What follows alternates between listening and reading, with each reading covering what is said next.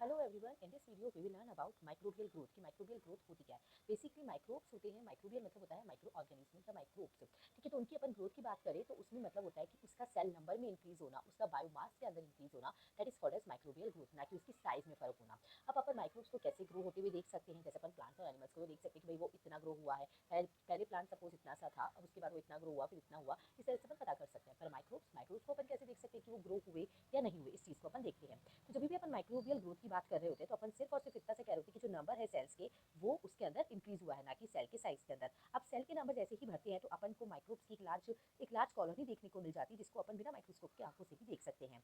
ठीक है, तो अगर अपन बात करते हैं कि एक माइक्रोब कितना ग्रो कर रहा है तो अपन उसको अपनी आंखों से नहीं देख सकते। एक अप्रोक्सीमेटली जो उसका जो डबलिंग साइज है वो उसके लाइफ टाइम के ऊपर डिपेंड करता है, and this change is very significant compare with the size increase to serve during the life times of plants and animals. मतलब कहने का मतलब ये कि जो माइक्रोब्स है उसका जो डबलिंग टाइम है वो इतना कम होता है कि उसको अपन फटाफट से होते हुए नहीं देख सकते, उसको डबल होते हुए नहीं देख सकते। बल्कि प्लांट्स और एनिमल्स के केस में जो डबलिंग टाइम है वो बहुत ज़्यादा लंबा होता है, उनकी साइज का, उनको ग्रोथ होने का टाइम बहुत ज़्यादा लंबा होता है। उसमें अपन से वहाँ पर उनको सिग्निफिकेंट कंपेयर हमें वहाँ पे प्लांट्स और एनिमल्स के केस में हमें देख सकते हैं कि हाँ पहले वो इतना सा था, अब वो इतना बड़ा हो गया या वो इतना बड़ा हो गया है, इस तरह से। तो माइक्रो पॉपुलेशन एक छोटे टाइम में बहुत ही ज़्यादा से बहुत ही वाइसली वो क्या कर जाती है, ग्रो कर जाती है।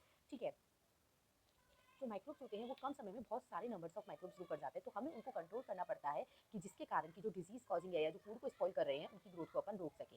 ठीक है, अब की बात करते हैं तो इसका इकोलाई की बात करते हैं तो इसका जो डबलिंग टाइम होता है, मतलब कि ये एक सेल जब दो में डिवाइड कर जाता है तो इसका जो डबलिंग टाइम है इकोलाई का वो कितना रहता है, 20 मिनट्स का रहता है।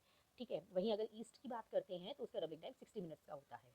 एक एडिशनल इन्फॉर्मेशन की इसको आप एग्जाम्पल के रूप में अपने माइक्रोबियल ग्रोथ के आंसर में लिख सकते हैं। अगर आपसे पूछे सिंपली कि माइक्रोबियल ग्रोथ क्या है तो आपका आंसर क्या होगा, microbial growth refer to increase in the cell number और a biomass not in a cell size. Microbe जो ग्रो हो रहे हैं वो इंक्रीज कर रहे हैं नंबर में, that accumulate into the colonies of hundreds of thousands of cells or a population or billions of cells in a very less time. A single individual cell or a single microbial cell double in size during their lifetime. And for example, E. coli doubling time is 20 minutes and yeast time is 60 minutes.